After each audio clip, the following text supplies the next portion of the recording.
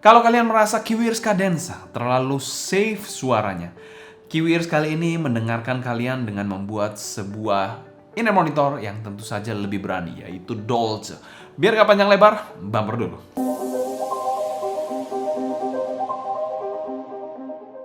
Halo semua, selamat datang di channel Sound Dictate bersama dengan saya Sebastian yang seperti biasa akan sharing info dan racun mengenai dunia personal audio, baik itu audio portable ataupun desktop audio. Kabar gembira kali ini kita akan membahas inner monitor budget kembali dari Kiwiers, yaitu Kiwiers Dolce yang menggunakan single dynamic driver sebesar 10 mm. Dimana dari diaphragm dynamic drivernya menggunakan low density polyethylene atau LDP.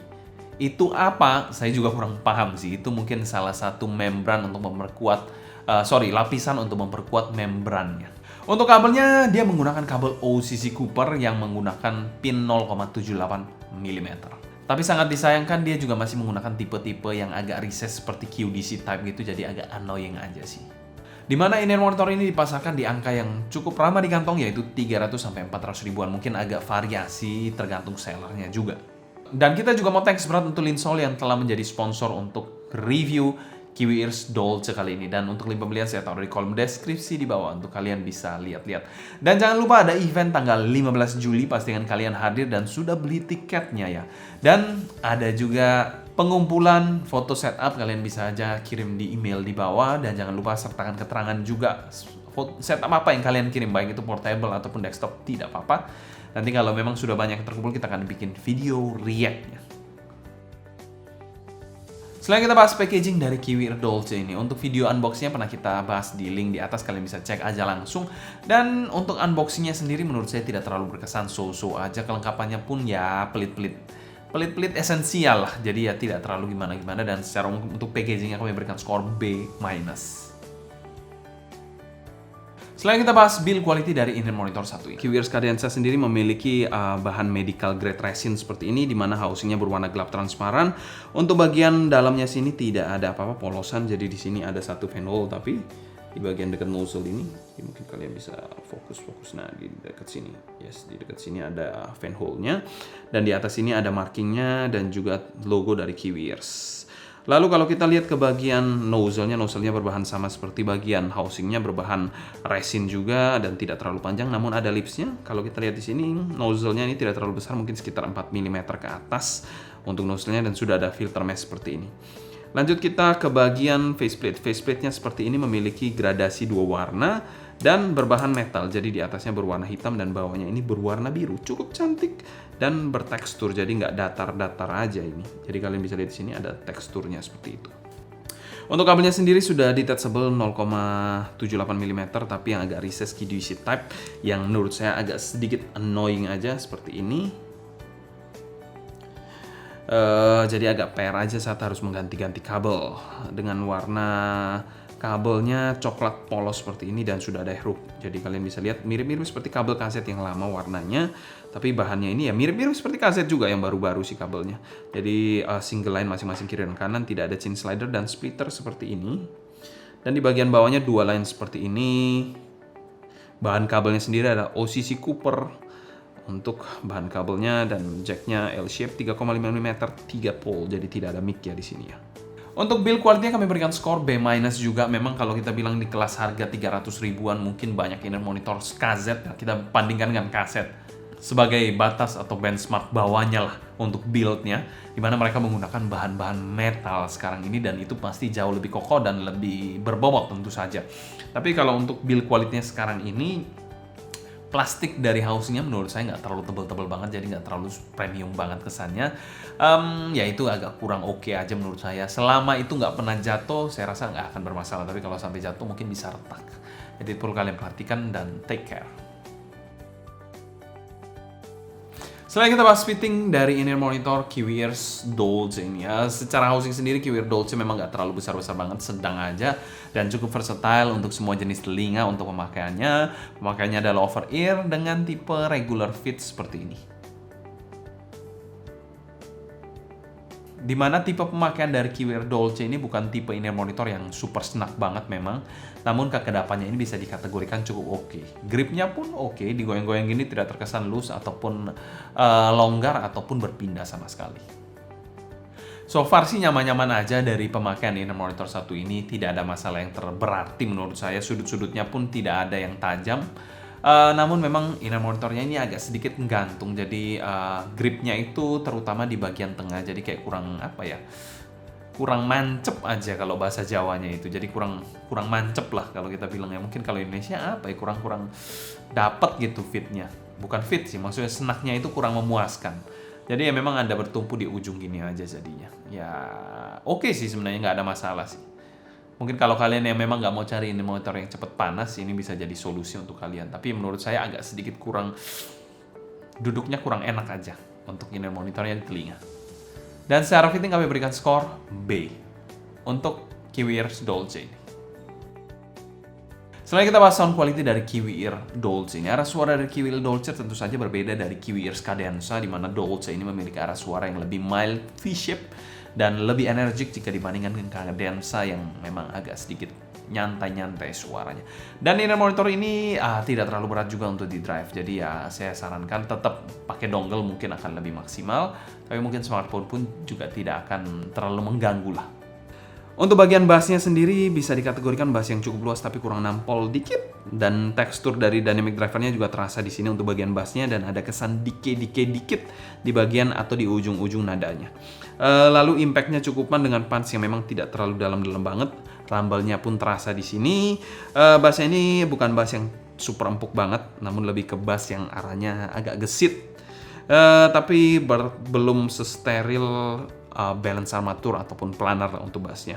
Secara kuantitas memang cukup fun, kalau kualitasnya cukup oke menurut saya. Namun nitpicking sedikit, bassnya ini kurang berisi, kurang ya gimana ya mendeskripsinya ya, kurang memuaskan lah untuk bassnya, kurang berisi dikit. Untuk bagian mid-nya sendiri di inner monitor satu ini, mid-nya terasa sedikit mundur posisinya, male vokalnya terasa kurang tebal dikit untuk selera saya. Dengan artikulasi yang baik, tapi emosinya ini so-so aja di inner monitor satu ini. Cukup netral eksekusinya dari inner monitor satu ini. Female-nya ini lebih maju dari male vokalnya dengan artikulasi yang bagus, tapi masih dalam kategori yang terkontrol. Tidak sampai overly forward ataupun nyerang sama sekali. Dan somehow dinamikanya pun cukup oke di inner monitor satu ini. Dimana untuk shoutingnya sendiri masih cukup aman, thanks God. Selain itu presentasi instrumennya masih cukup blending dengan baik di inner monitor satu ini.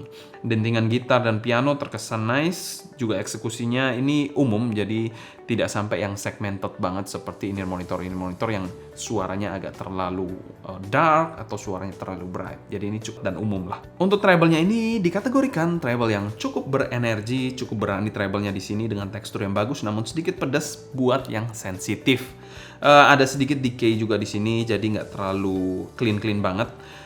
Di akhir simbol crash, jadi itu akan menambah kesan pedesnya. Jadi pedesnya itu kalau kita makan yang pedes, makan langsung pedes langsung hilang, itu oke lah. Tapi kalau misal makan pedesnya bertahan lama, itu yang mungkin yang suka pedes-pedes senang, tapi kalau yang memang nggak kuat pedes tentu saja akan sangat menyiksa. Jadi itu analoginya aja. Ekstensinya cukup oke di inner monitor satu ini dengan detail bagian atas yang not bad menurut saya. Selain itu untuk sibilansnya cukup aman, dan secara keseluruhan tonalitas dari Kiwi Ears Dolce ini kami berikan skor B+. Menurut saya ini V-shape yang oke banget untuk inner monitor budget. Mengingatkan saya seperti kaset zaman-zaman Dark Age, tapi tentu saja ini bukan Dark Age. Ini sudah yang Golden Age KZ. Jadi mirip-mirip seperti kaset-kaset zaman dulu yang V-shape, tapi jauh-jauh lebih refine, lebih good tuning lah. Selain kita bahas teknikalitas dari inner monitor satu ini, presentasi suara dari inner monitor satu ini bisa dikategorikan mild V-shape yang mainstream lah, tapi cukup lively dan berenergi. Jika dibandingkan dengan Cadenza yang lebih smooth, lebih nyantai, dan kurang energi menurut saya. Untuk timbernya sendiri di Kiwi Ears Dolce ini tidak ada timber yang menurut saya terlalu aneh untuk kelas harganya, jadi saya tidak ada komplain di situ. Untuk kelas harganya sekali lagi. Untuk soundstage-nya sendiri memiliki presentasi wide yang cukup lebar, ada kesan depth-nya yang cukup nice juga di situ, walaupun memang tidak terlalu tinggi untuk height-nya.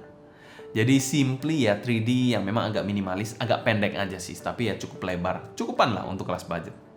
Untuk detailnya dari ini monitor satu ini dapat menyajikan mikro-mikro detail dengan cukup baik walaupun bukan yang super tegas banget mikro detailnya. Jadi kalau kita bilang meng-highlight misalnya ada vokal, ada instrumen, mungkin vokalnya lebih maju. Kalau enggak ya instrumennya mungkin lebih maju. Bukan lebih maju, lebih tegas, lalu vokalnya juga lebih kurang keluar lah. Ya begitupun sebaliknya. Jadi ya memang masih dalam konteks yang acceptable untuk kelas in-ear monitor di bawah 500 ribuan.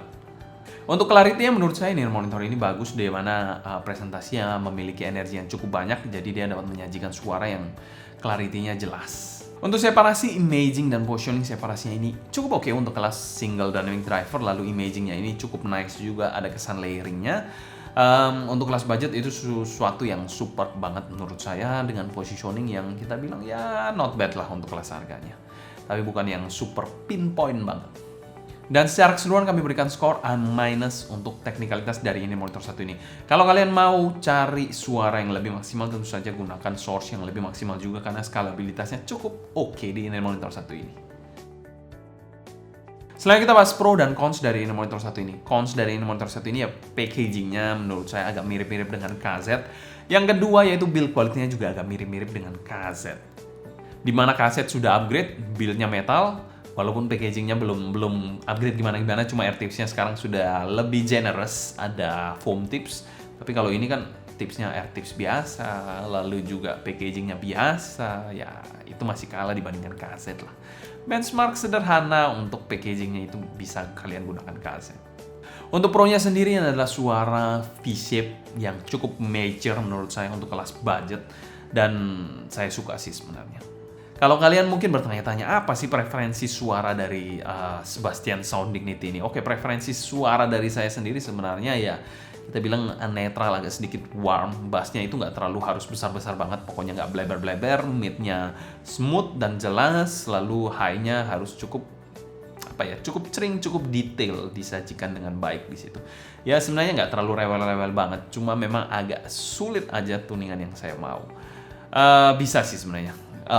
Untuk dapat tuningan yang saya mau, tapi memang harus ada trade off. Kalau kita bilang budgetnya terbatas, ada trade off yang harus dikorbankan. Kalau mau yang memang spesial seperti itu, biasanya cariin monitor neutral atau warm di kelas high end. Itu pasti dapat semua sih, spektrumnya jelas semua. Dan untuk value for money dari ini monitor satu ini kami masukkan pada kategori good value dan kami berikan skor A-. Ini adalah ini monitor yang bisa dikategorikan mild V-shape dan cukup all-rounder untuk semua jenis genre lagu. Terutama kalian yang suka dengan ini monitor yang energik. Kesimpulan, Kiwirs Dolce ini menurut saya lebih asik dibandingkan Kiwirs Cadenza, di mana atas sampai bawahnya semuanya lengkap dan asik aja menurut saya. Apalagi harganya juga tidak sampai mengusik Menteri Keuangan. Sekian cerita saya untuk Kiwirs Dolce ini. Kalau kalian suka jangan lupa subscribe, klik tombol like, follow Instagram, TikTok, and Discord kita @sounddignity agar kalian tidak ketinggalan update-update baru mengenai dunia portable dan desktop audio. Jangan lupa juga ada event dari Sennheiser, JSC Sound, dan juga Sound Dignity yang akan diadakan di Surabaya di Grand City pada tanggal 15 Juli. Jadi pastikan kalian hadir kalau memang kalian domisilinya di Surabaya. Ya deket-deket lah, kalau deket-deket Surabaya boleh lah mampir-mampir sekalian, kita ketemuan lah di situ. Dan jangan lupa juga ada pengumpulan foto setup kalian, jadi bisa kumpul di bawah, di email di bawah saya taruh di bawah, jadi kalian bisa kumpulkan dan berikan keterangan di situ. Nanti kita akan tampilkan foto-foto setup dari kalian. Kalau kalian ada pertanyaan seputar Kiwirs Cadenza, feel free juga tulis pertanyaan kalian di kolom komentar di bawah ya. Mungkin sekian dulu untuk video kali ini. Saya Sebastian dari Sound Dignity pamit undur diri, sampai jumpa di video berikutnya. Happy listening, stay healthy, and ciao.